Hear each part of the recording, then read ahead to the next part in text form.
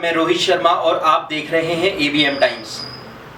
आज 15 नवंबर को महाराणा प्रताप सेना द्वारा प्रेस कॉन्फ्रेंस का आयोजन किया गया। जी हां, बता दें, महाराणा प्रताप सेना के राष्ट्रीय अध्यक्ष डॉक्टर राज्यवर्धन सिंह परमार ने देश की राजनीति पर चर्चा करते हुए कहा कि उन्हें दिल्ली में प्रताप सेना के राष्ट्रीय अध्यक्ष डॉक्टर राज्यवर्धन सिंह परमार ने दिल्ली की राजनीति पर चर्चा करते हुए कहा कि दिल्ली की राजनीति में जो हो रहा है वह गलत है। दिल्ली की जनता अब त्रस्त हो चुकी है, बहुत परेशान हो चुकी है और हम दिल्ली की जनता को न्याय दिलाने के लिए यात्राएं करेंगे, दिल्ली की जनता के पास जाएंगे और उनसे दिल्ली की समस्याओं को जानते हुए आगे राजनीति में ऐसे नेता को लेकर आएंगे। वहीं सुप्रीम कोर्ट के वरिष्ठ अधिवक्ता डॉक्टर एपी सिंह ने भी दिल्ली की राजनीति पर चर्चा करते हुए बताया कि दिल्ली की जनता को कैसे ठगा गया है। दिल्ली की जनता गंदा पानी, यमुना, गंदा प्रदूषण, गंदा चीजों को लेकर जो दिल्ली की जनता आज झेल रही है वह दिल्ली की सरकार की नाकामियों की वजह है। एपी सिंह ने भिन्न भिन्न मुद्दों पर चर्चा करते हुए बताया कि दिल्ली की जनता को अब ऐसे मुख्यमंत्री की जरूरत है जो दिल्ली की जनता का विश्वास जीत सके और दिल्ली के कार्यों को पूर्ण तरह से कर सके। देखिए एक रिपोर्ट। आप लोग शुरुआत कर लेंगे। अच्छा, दिल्ली में सत्ता परिवर्तन को लेकर महाराणा प्रताप सेना एक बड़ी यात्रा निकालने जा रहे हैं जी। और ये यात्रा लंबी होने वाली है। क्या लगता है डॉक्टर एपी सिंह जी, किस तरीके से इस यात्रा का प्रभाव पड़ेगा जनता के बीच में? ये यात्रा सत्ता को चुस्त दुरुस्त करने के लिए सत्ता परिवर्तन की यात्रा है, न्याय की यात्रा है। हर गरीब, दलित, शोषित, पीड़ित, मजदूर, मजलूम जो लगातार इतने वर्षों से दिल्ली देश की राजधानी होने के बावजूद ठगा जा रहा था, जिसका परिणाम आप देख रहे हैं और जिसकी लड़ाई दिल्ली के सभी जाति, धर्म, क्षेत्र, भाषा, संप्रदाय के प्रत्येक गरीब, दलित, शोषित, पीड़ित, मजदूर, मजलूम, रेडी खोमचे वाला, दुकानदार, व्यवसायी, बड़ा व्यापारी, छोटा व्यापारी, छात्र, सभी के लिए, सभी सर्वधर्म समभाव के आधार पर ये लड़ाई महाराणा प्रताप सेना और महाराणा प्रताप सेना के राष्ट्रीय अध्यक्ष राज्यवर्धन सिंह परमार जी लगातार अपनी पूरी टीम के साथ, बुलंदी के साथ, हिम्मत के साथ, हौसलों के साथ, निडरता के साथ, निर्भीकता के साथ, सजगता और जागरूकता के साथ लड़ रहे हैं।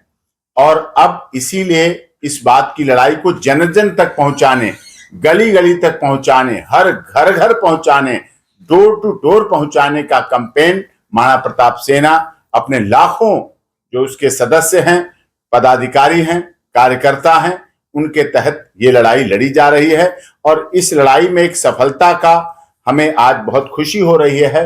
देश की आप सर्वोच्च मीडिया हैं, सर्वोच्च लोग हैं, यहाँ बुद्धिजीवी हैं और सभी लोगों को हमें बताते हुए हर्ष हो रहा है जो हमारा ये बस अड्डा था, सराय काले खां बस अड्डा था, सराय काले खां का अंतरराष्ट्रीय बस अड्डा बनाया गया था।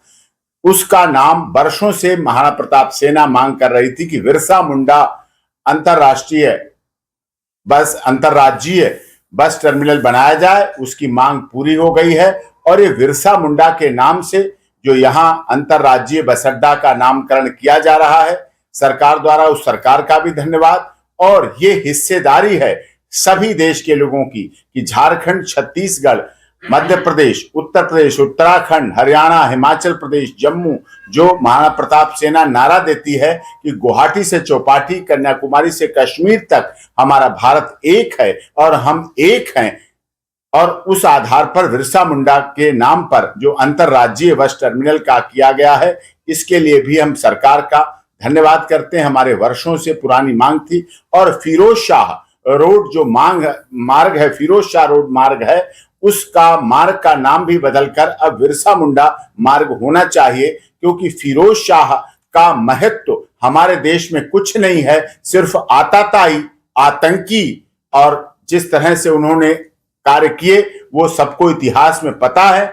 इसीलिए बिरसा मुंडा ने जो कार्य किए इतिहास में, देश की आजादी के लिए, मान के लिए, सम्मान के लिए, महिलाओं की रक्षा के लिए, दलित, शोषित, वंचित, पीड़ित आदिवासी समाज के लिए जो बिरसा मुंडा ने चाहे झारखंड, चाहे बिहार, चाहे छत्तीसगढ़ में कार्य किए हैं, उनकी इतिहास को जानती है। और महाराणा प्रताप सेना इसीलिए उन सब अपने जो शहीद हैं उनके लिए कार्य कर रही है। और जो कौम, जो जाति, जो धर्म, जो क्षेत्र, भाषा, संप्रदाय के लोग अपने इतिहास को भूल जाते हैं, वो लोग ना अपना वर्तमान बना पाते हैं, ना भविष्य बना पाते हैं। इसलिए हम आगे आने वाली पीढ़ी को भी, जो हमारी आगे नई जनरेशन है, उसको भी सजग और जागरूक कर रहे हैं, जिसके आधार पर इतिहास को भी जानें और नए भविष्य का निर्माण करें। क्योंकि ये देश युवाओं का है, ये देश महाराणा प्रताप सेना और महाराणा प्रताप के विचारधारा पर चलने वालों का है।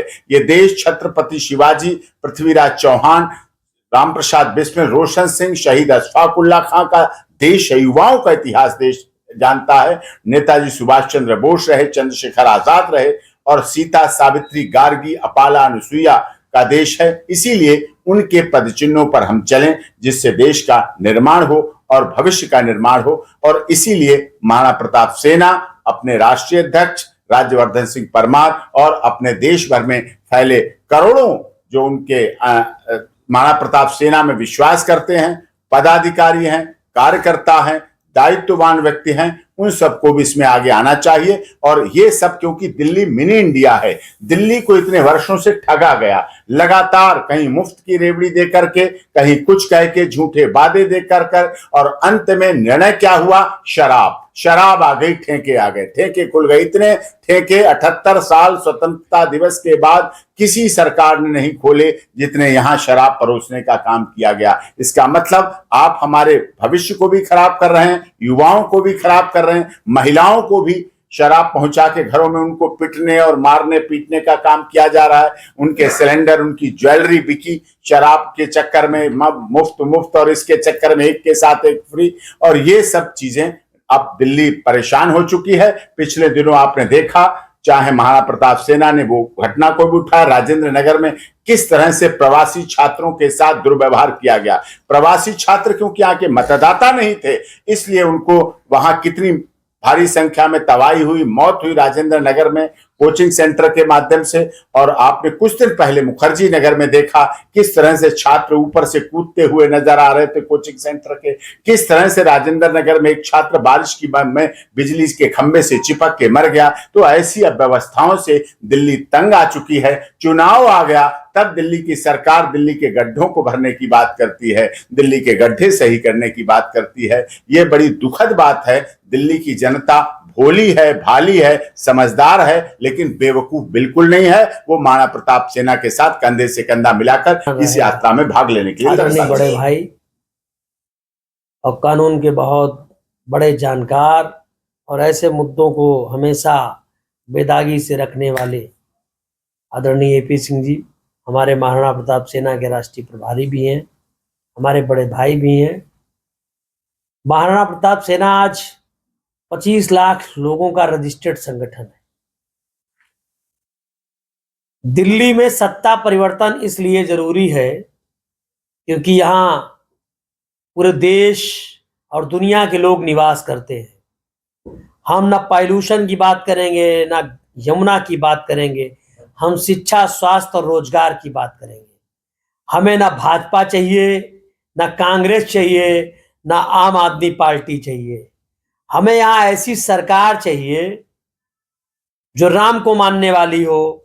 हमें ऐसी सरकार चाहिए जो अहिल्याबाई होलकर को मानने वाली हो। हमें ऐसी सरकार चाहिए जो निषाद राज को मानने वाली हो। हमें ऐसी सरकार चाहिए जो परशुराम को मानने वाली हो। हमें ऐसी सरकार चाहिए जो भगवान परशुराम जी को मानने वाली हो। हमें ऐसी सरकार चाहिए जो बिरसा मुंडा जी को मानने वाली हो। हम महाराणा के चीते हैं, उन्हीं के नाम से जीते हैं। बात अगर सम्मान स्वाभिमान की आएगी तो भगवान परशुराम के फरसे से वध करना भी जानते हैं। यहाँ भ्रष्टाचारी लोग हैं, इनका वध फरसे से नहीं करना है, हत्या नहीं करनी है, इनका वध करेंगे वोट से। इनका वध करेंगे जनता में जाकर, इनको पकड़ाएंगे कौन? जनता पकड़ाएगी यहाँ का कटोरा, और जनता तय करे कि मुख्यमंत्री कौन होगा। मैं महाराणा प्रताप सेना का संस्थापक अध्यक्ष होने के नाते बड़ी जिम्मेदारी के साथ इस बात को कहता हूं कि मजार मुक्त भारत चाहिए।